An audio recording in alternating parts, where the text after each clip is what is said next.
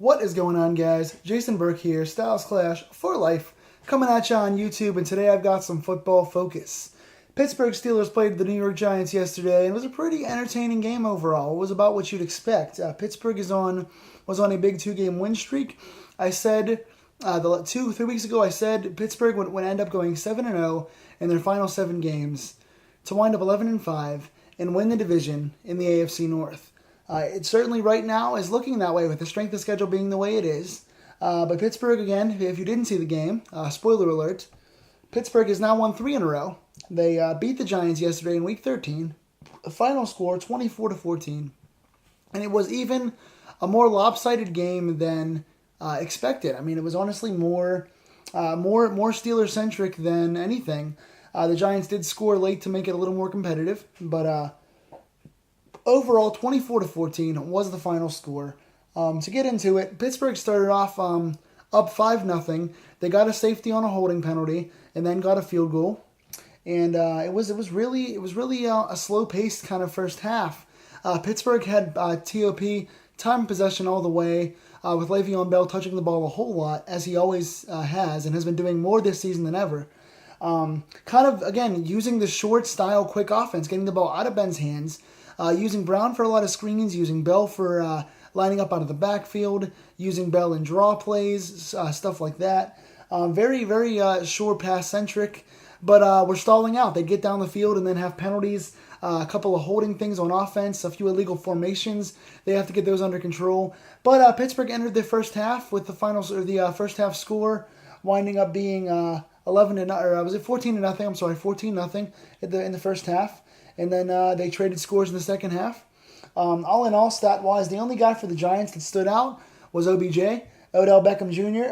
Finished with 10 catches for 100 yards. He didn't do much at all in the first half. I think he only had 4 catches.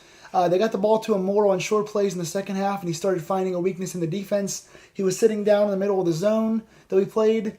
And Ross Cockrell was on him, and once again, I've got to say, he is the weakness of our defense. Ross Cockrell is not special for me. I want to see positives in Cockrell.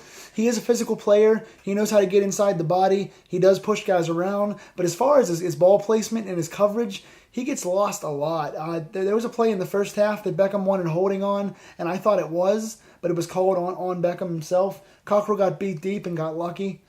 Several times down the field, Cockrell was just getting beat in the middle by Beckham, whether it be his assignment in zone or one-on-one. I don't know what he's doing out there. But staying on the defensive side of the ball, a couple of guys really impressed me yesterday. First of all, Sean Davis. I've been saying this guy's name for a couple weeks in a row now. I said he has big potential. He's a good player at finding the ball. He's a good free safety back there. Good kind of floating around. Just sort of playing center field, I should say.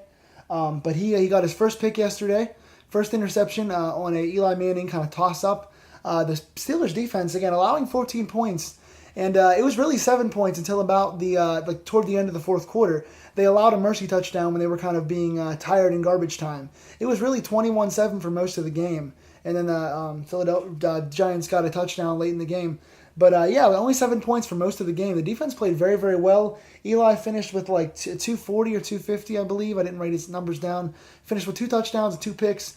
Sean Davis made a few good plays on screens in the backfield. He was reading the ball very nicely. He was able to knock down a few balls.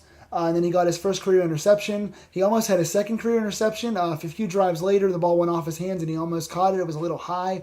He played the ball very well yesterday. Had a nice return that was called back on the interception. And again, like I said, he was in the backfield making a few plays behind the line as well. So he's showing some of that Troy Polamalu edge rush. He's showing good ball skills. And I like what he's doing with his hands. So Sean Davis gets a big up from me this week.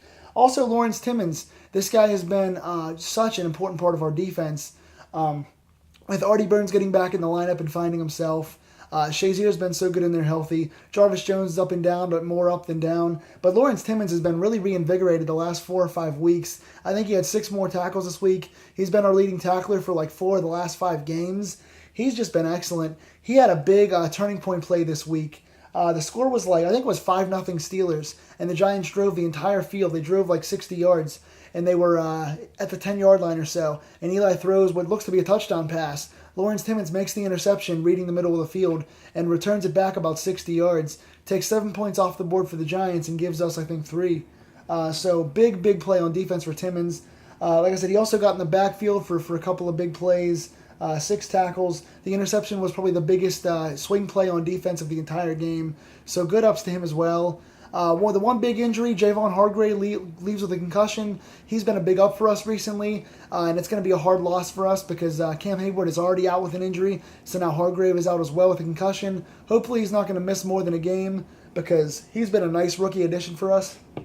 But the rest of the secondary is playing pretty good. Like I said, Davis, Artie Burns made a few plays again yesterday. He's still learning, but he's growing each week. Sean Davis is getting better and better. Mike Mitchell's having a pretty good season. He's not a great cover guy, but he's having a good season. I like what's going on with our defense right now. And like I said, Bud Dupree is back now to join Jarvis and Timmons and Shazier. He got the start yesterday. He's getting back to form. He's going to be something to be reckoned with pretty soon, which is nice. And James Harrison with another sack yesterday. He's ageless. He's great. Looking at the offensive side of the ball for the Steelers, they did put up 24 total points. Big Ben, 24 of 36, 289 yards, 2 touchdowns, 1 interception. He was big as always. Le'Veon Bell touching the ball a ton. Dangerous in both facets of the game. 24 carries, 118 yards on the ground. That is his 3rd consecutive 100-yard game for the Steelers on the ground. First time in his career he's doing that. He's running the ball better than ever. Also, 6 catches for 64 more yards. So this guy is a dual threat. He's the best, most complete running back in the NFL. His vision's great. His catching is great. He makes guys miss. And he's the biggest game breaker we have on our offense touching the ball. Antonio Brown, solid day. I think 5 or 6 catches for 54 yards and a very nice touchdown catch. He was mostly quiet, but he did have 1 or 2 big ones, including a big touchdown to put us ahead. And Ladarius Green had his breakout game. He was big last week with about 64 yards receiving. He had a few big catches down the field. He did that this week and more. It was a career high for him. He had 6 catches, 110 yards, and a touchdown. Huge game for him. Big down the field threat, was bailing Ben out. Even dropped 2 balls. He could have had a bigger game. He could have had 150, but he dropped 2 balls in there. But Ladarius Green, again, 110 is his career high. He's getting healthier each week. He and Ben are getting on the same page. He's a big down-the-field threat. He can take the pressure off Antonio Brown a little bit and give Ben another guy to go to because, again, Hayward Bay's out and Coates is playing injured. He's not even out there receiving anymore. Wheaton's out.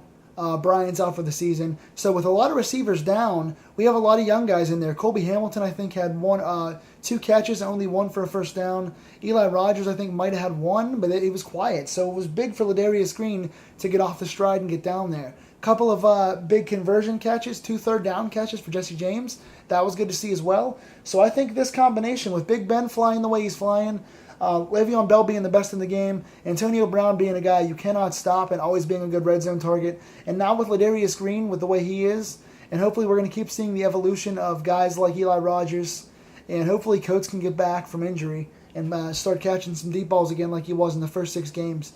But this offense is flying the way it's flying. The defense looks like they're at their best right now and finding a way to shut down a pretty good Giants offense. So that's 3 wins in a row for the Steelers. They improve now to 7-5. They are tied atop the AFC North with the Ravens.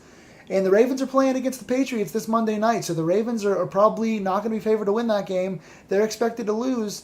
And Pittsburgh has a very soft schedule coming up. They have the Cleveland Browns again. They got the Bengals again, which they should beat. They have the Ravens at home, which they are expected to win that game. So it looks like Pittsburgh is on the uptrend, and Baltimore's got a tougher schedule. So things are looking good for the consecutive 3-win Steelers. So 7-5. Let me know what you guys think. What do you think of the offense, the defense? Who stood out to you and why? Who did I leave out? Who was a game breaker? Tell me in the comments down below. Until next time, guys, I will see y'all with Football Focus. It's been Jason Burke. Take care, Steeler fans.